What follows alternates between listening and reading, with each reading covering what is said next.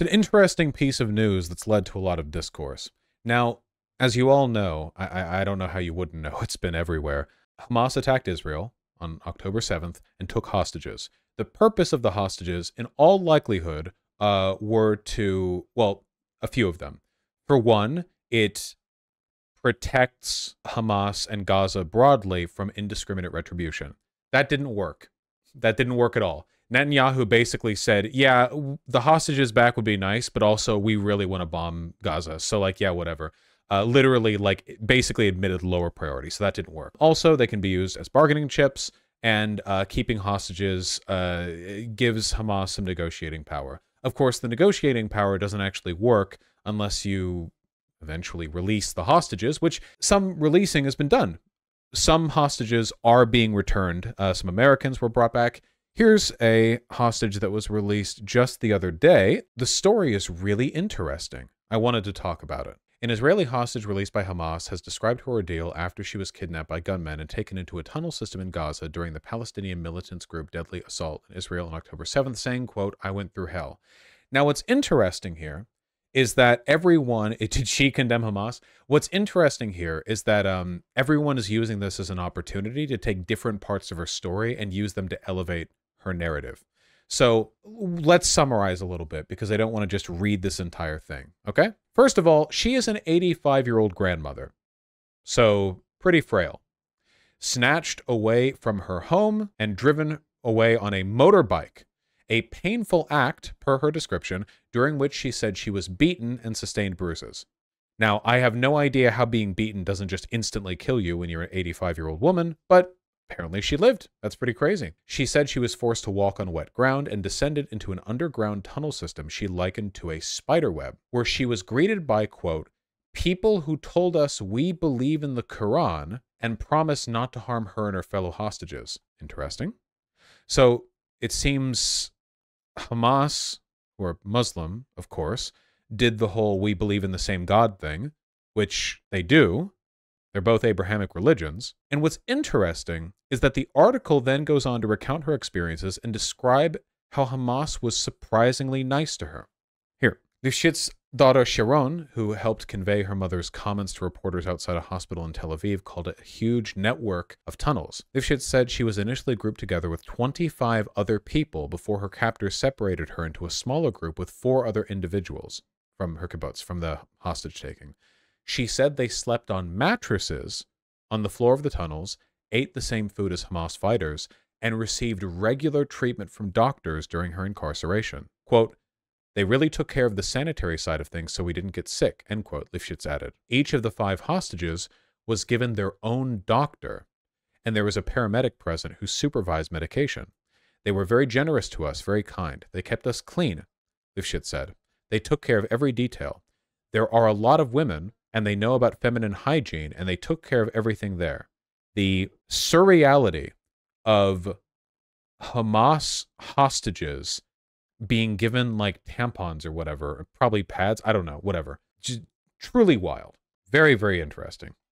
Lifshitz also accused the IDF and Shin Bet intelligence service of not taking threats from Hamas seriously and said the costly Gaza border fence erected by Israel has done nothing to protect her community from Hamas's attack. Apparently, this old woman is actually a bit of a dove herself. As I understand it, she's done humanitarian work with Palestinians before. So people are going back and forth on this, right? There are a lot of people on the left who are like, dude, look at how nice Hamas was. Let's be clear here, okay? There are 2 things that I want to make clear, all right? No, there are 3 things. This is very complicated, okay? Hamas is a jihadist organization. Jihadists are insane. However, even groups that are politically insane have humans in them. Obviously, that's what groups have, humans. Humans, even humans who are a part of insane groups, are capable of surprising humanity in times you wouldn't otherwise expect. Like, let me put it this way, okay? The Taliban, insane group. However, if I airdropped into Afghanistan, quickly taught myself their language, found some Du Bois, and went out drinking with some of the lads, and you know Taliban members drink, okay? Could I have a good time out in the town with a member of the Taliban? Could me and the boys have a good time? Like Lord Miles, yeah? The answer is yes. Absolutely. Why? Because humans are complicated. You can be a crazy jihadist and also a person, still an individual, a human being, capable of weirdly human behavior in spite of your political disposition. We observe this behavior in basically all groups, you know? Whether it be jihadists, Taliban, American alt-righters, or the Nazis, we keep having this reminder where it's like, oh, the group you belong to is psychotic and monstrous. But that was a weirdly personal thing you did. We just have to keep confronting the fact that we can't actually demonize people as a group in a way that robs them of their humanity, you know?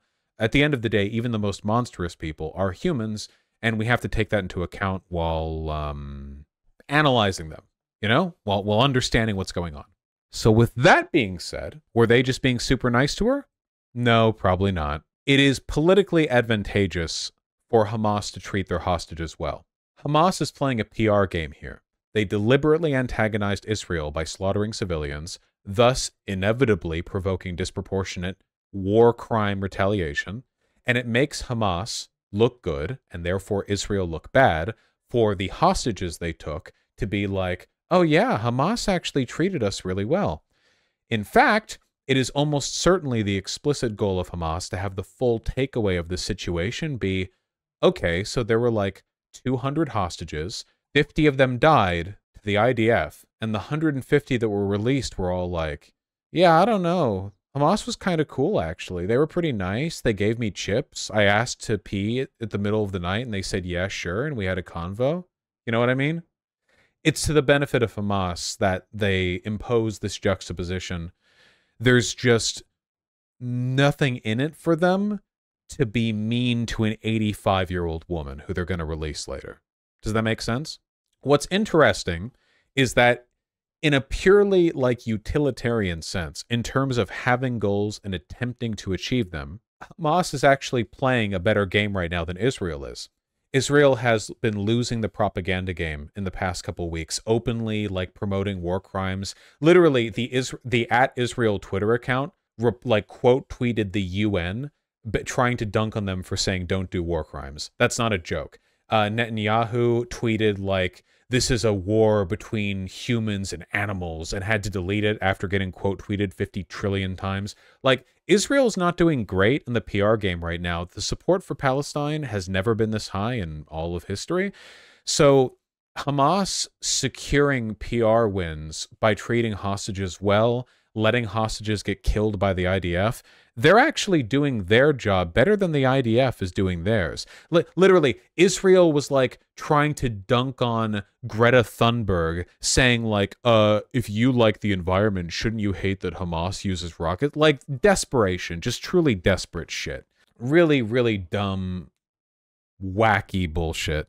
Again, none of this is meant to come across as a defense of Hamas. They're monsters and they slaughtered civilians. However, in terms of what game are you playing and how well are you playing it, the game Hamas is currently playing, which is not a game that I endorse, but it is a game that they're playing pretty well. If the IDF continues to lose the PR game, continues to indiscriminately slaughter Palestinians, which, by the way, 5,000 dead now, 5,000 dead now, continues this genocidal behavior in Gaza, continues to airstrike indiscriminately and get their hostages killed, the more Hamas will perceive their behavior as a success. And by the way, if Hamas perceives that behavior as a success, then congratulations, you've basically guaranteed more terrorist attacks against Israelis in the future. Israel continues to perpetuate the system that threatens itself and the Palestinian people. Only Israel has the ability to break this cycle. They have the power to do it. But because they pursue this blind, reckless, genocidal program, they make things worse for themselves and for others. So, you know, yeah, it's interesting. It's interesting. It's very grim. It's not good. Anyway, I was going to show this earlier. What happened to the Exodus order? Didn't they say they were going to invade? The Exodus order held through. A bunch of people fled from the north to the south. However, Israel has not yet committed to the ground invasion. And the reason for that, in my opinion, is because they're internally conflicted. They're scared. A small part of it might be fear of reprisal from like Iran or Hezbollah, but a lot of it, I think, is also that Netanyahu's government is starting to realize that their ground invasion of northern Gaza would be a PR nightmare. Israel is waiting for the USS Eisenhower to arrive. That would imply they fear retribution from Hezbollah. In my opinion, a lot of it is internal conflict. I can say with essentially complete certainty that the American government is quietly doing this to Netanyahu right now. Like 100%. There is absolutely no reason the Biden administration wants this. Does not want this. Does not want this. Publicly, Biden may feel strong pressure to support Israel's behavior, but absolutely does not want this. So I guess we'll see if it actually plays out. Yeah, Biden has been waffling publicly.